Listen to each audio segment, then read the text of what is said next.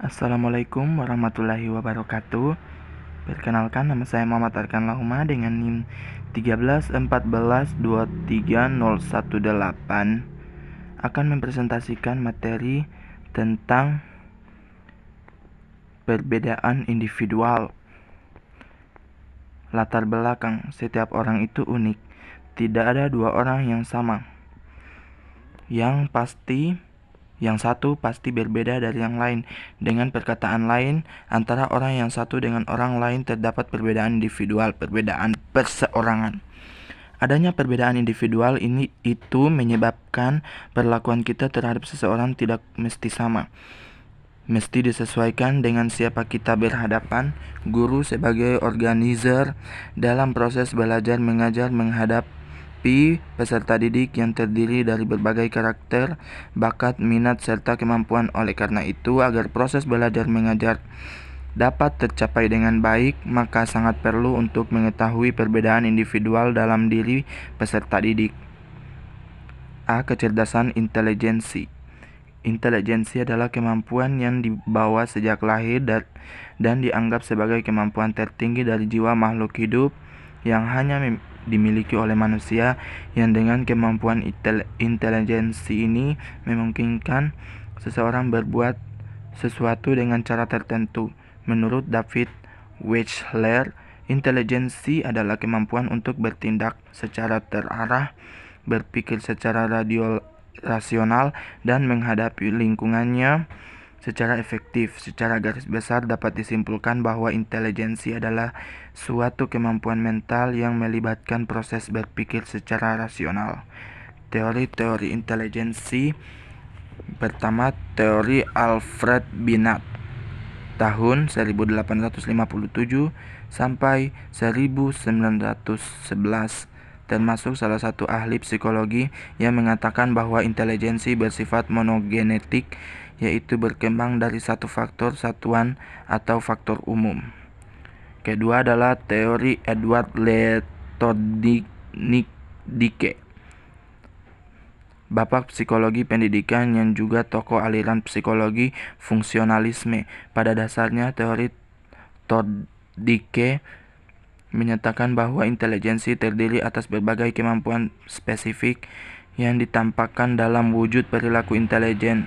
Oleh karena itu, teorinya dikategorikan ke dalam teori intelijensi faktor ganda.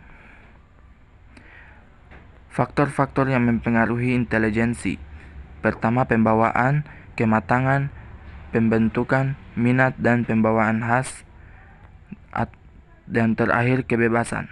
B. Emosi. Emosi berasal dari bahasa Latin yaitu emoveres, yang berarti bergerak menjauh. Arti kata ini menyiratkan bahwa kecenderungan bersifat merupakan hal mutlak dalam emosi.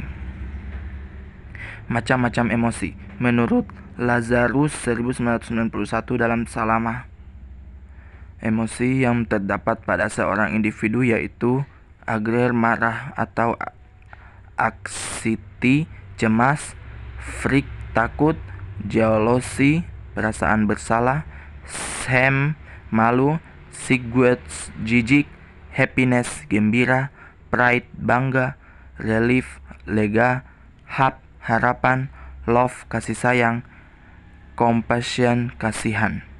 Menurut Desrates dalam Gunarsa 2003, ada 6 emosi dasar pada setiap individu terbagi atas desire atau hasrat, hate benci, sorrow sedih atau duka, wonder heran atau ingin tahu, love cinta, dan joy kegembiraan.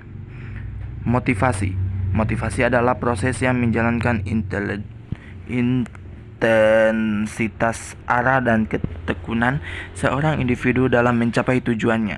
3 elemen utama dalam definisi ini diantaranya adalah intensitas arah dan ketekunan.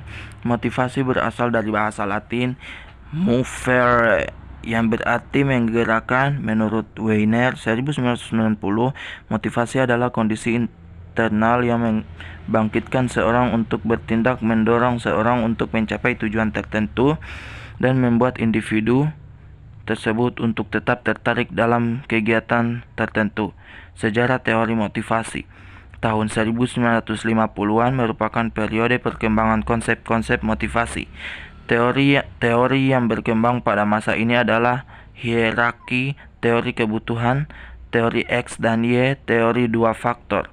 Teori-teori kuno tersebut dikenal karena merupakan dasar berkembangnya teori yang ada hingga saat ini yang digunakan oleh manajer pelaksana di organisasi-organisasi di dunia dalam menjelaskan motivasi karyawan. Minat dapat didefinisikan dengan kecenderungan untuk melakukan respon dengan cara tertentu di sekitarnya. Minat dapat diartikan sebagai suatu kondisi yang terjadi apabila seseorang melihat ciri-ciri atau arti sementara situasi yang dihubungkan dengan keinginan-keinginan atau kebutuhan-kebutuhannya sendiri. Menurut De Vesta dan Thompson 1970 dari teori belajar sosial mengutip pendapat Bandura dan Coopers menyatakan bahwa minat terbentuk melalui identifikasi. Gaya belajar. Belajar adalah suatu proses perubahan di dalam kepribadian manusia dan perubahan tersebut ditampakkan dalam bentuk peningkatan kualitas dan kuantitas tingkat laku seperti peningkatan kecakapan, pengetahuan, sikap, kebiasaan, pemahaman, keterampilan, daya pikir, dan lain-lain kemampuan. Faktor-faktor yang mempengaruhi gaya belajar yaitu lingkungan fisik, kebutuhan emosional, kebutuhan sosial, dan kebutuhan biologis. Tipe gaya belajar. Gaya belajar visual adalah gaya belajar yang cenderung menggambarkan informasi dalam bentuk peta, gambar, grafik, flowchart, dan simbol visual seperti panah, lingkaran, hierarki, dan materi lain yang digunakan instruktur untuk mempresentasikan hal-hal yang dapat disampaikan dalam kata-kata. Sedangkan gaya belajar auditorik yaitu tipe belajar yang cenderung menerima informasi paling baik dan efektif dengan memakai indera pendengaran atau audio. Liu, Sidu, dan Barua 2015. Maka dari itu mahasiswa dengan gaya belajar auditorik dapat belajar secara maksimal dan ceramah, tutorial, tape, diskusi kelompok, bicara, dan membicarakan materi. Kesimpulan, manusia atau individu adalah makhluk yang dapat dipandang dari berbagai sudut pandang.